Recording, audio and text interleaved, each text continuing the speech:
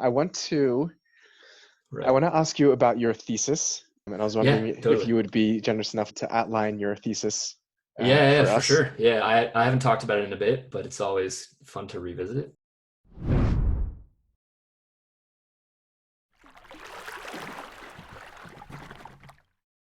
The second chapter was kind of the other side of the coin, which is okay, if rationalism is wrong and it doesn't really represent the way the world really is, then there's a really interesting side effect, which is you can play with, like, if all kind of facts are sort of made up, then you can Hmm. play with facts to get what you want, Okay. which is like very interesting. So Zhuangzi does this, not as much in the Zhuangzi because he's more skeptical of intellect, but he does sometimes. He'll argue with people and he'll use their own arguments against them. Mm. And he doesn't even believe in the kind of argument they're making. So Zhuangzi is in a conversation with Huisha, who's kind of sort of like a Rambam, Maimonides, sort of overly comically rationalist figure. He kind of sort of makes into a bit of a joker. Mm. And he's talking to Huisha, and they're standing over a river. And Zhuangzi looks over the river, and he says, "Oh, look at all the fish. The fish are so happy to be in the river. That's what fish really love, is being happy in the river."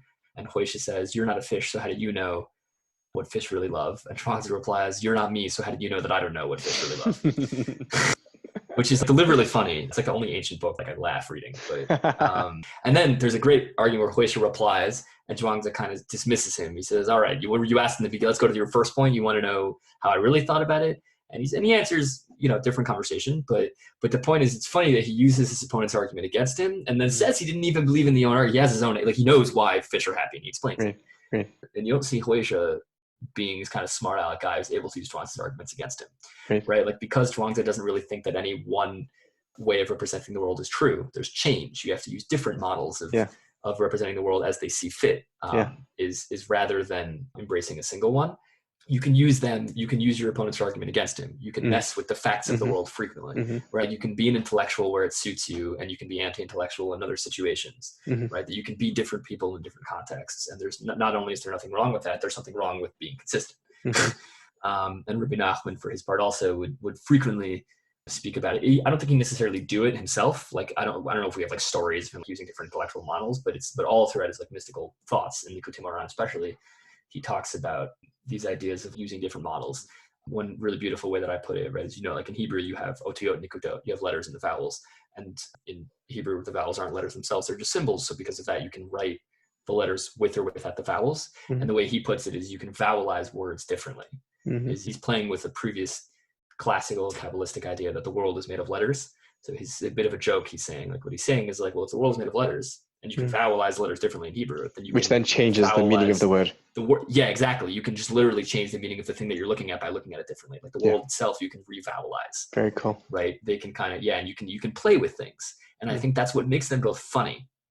Right? Like the idea of like play and messing around with words and facts and language. And they both liked puns a lot. The second chapter was kind of embracing that kind of thing and what it means to kind of play with reality and facts and use things to your advantage. The third chapter was a bit heavier. The third chapter was about the system behind that, kind of the really Chinese or the really Jewish thing that allowed them to kind of get behind that. And it was about the idea of nothingness as an explanation for those things. That for Zhuangzi, there's a capital N nothing. There's a big nothing behind reality. And because there's nothing there, there's no reason, there's no thing you have to be consistent to, to defer to or have allegiance to. And that's what allows you to kind of change all the time, to assume different models as they make sense, which is a really, as obviously abstract idea, but, and it's a good demonstration also of Chinese thought. And I think for both of them also, this idea that the only reason it's interesting that there's a nothing behind reality is because it allows you to live better.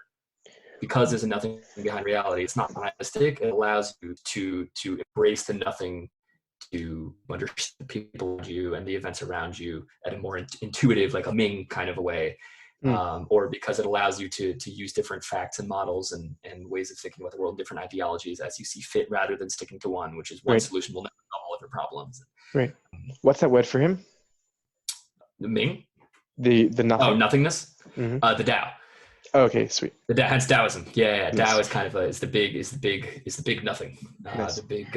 He's dealing already with what I was talking about in the very beginning of this whole conversation was the Tao Te Ching, the earlier sort of Taoists call it kind of their first work. 81 poems written by a guy named Lao Tzu, who may or may not have existed.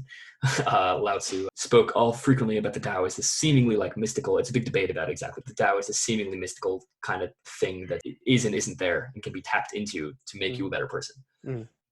Better, not necessarily morally, but to like live more efficiently or accurately, whatever it is, to get what you want done. Lightly tapping on the windowsill, she says I never have, and I never will become part of its great divide. Oh, it seems to me that she knows she'll